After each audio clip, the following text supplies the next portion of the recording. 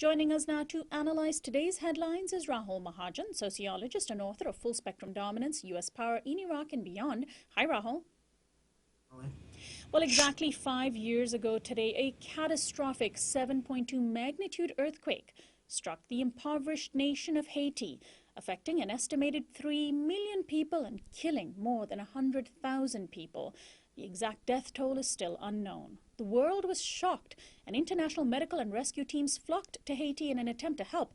In the months following the disaster, more than $12 billion in aid was pledged, and while a majority of those pledges have been fulfilled, Haiti continues to be economically crippled. More than half of all residents still live below the poverty line.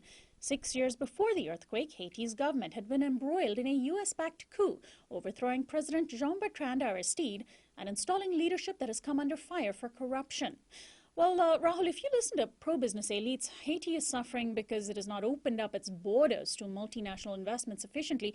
What, in your opinion, is the Haitian situation? Why is it so bleak 5 years after the devastating earthquake?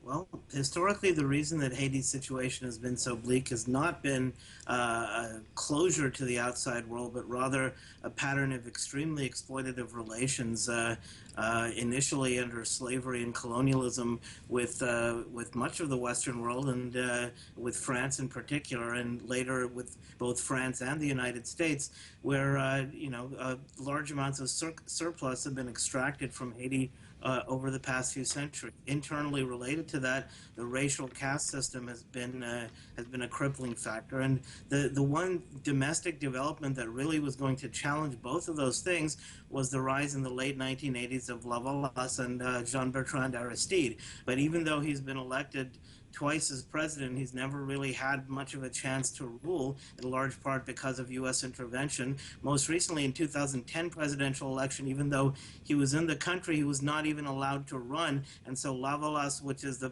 party which has the overwhelming mass support in Haiti, basically couldn't put forward a candidate even for rule in Haiti. And so policies have not been changed. That's why things are so bad. Even with the international aid after the earthquake, the fundamental underlying reasons haven't changed.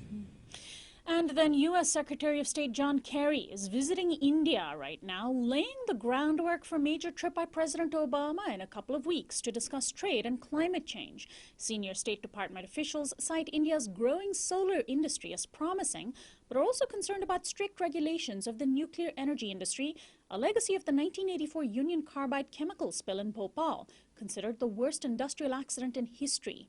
U.S. news media are quite clear as to why U.S.-India ties are so crucial. According to Reuters, the Obama administration aims to, quote, woo India as a strategic partner and to win greater access to the vast Indian market of 1.2 billion people for U.S. companies. The Washington Post concurred, saying, quote, the United States aims to sharply increase trade with India, which stood at a little less than $100 billion a year in 2013, to about $500 billion in coming years. Rahul, it was already known that the BJP, the party of Hindu fundamentalism, which is in power now, is also the party of neoliberal capitalism. Do you foresee India completely opening up itself to U.S. corporations under Prime Minister Narendra Modi? Well, the short answer is, I guess, that India is ranked very low in the world on indices of economic freedom put together by high pro-neoliberal think tanks like the Heritage Foundation. And within India, among the provinces, if you look, Gujarat actually, under Modi, increased to #1 in its rankings for what's called economic freedom. And so, yes, it looks like that is what Modi is interested in doing.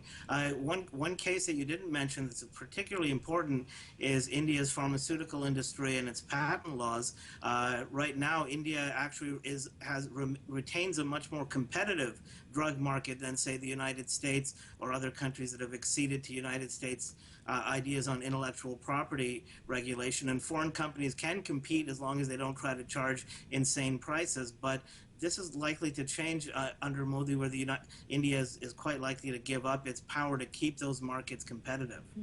And finally, a disturbing report from Texas on Sunday found that hundreds of reports of abuse, neglect, and homicide of children within the state's Department of Family and Protective Services had not been publicly reported. An investigative report by the Austin American-Statesman found that the agency's staff missed signs of abuse, lied and falsified documents, Most of the deaths of children were the result of beating or strangulation. The investigation examined the state agency during a 4-year period, 2010 to 2014. Rahul, I can't help but think of Texas's terrible anti-abortion law while I read the story. It seems as though the state cares little for children once they're actually born. What are your thoughts on this report?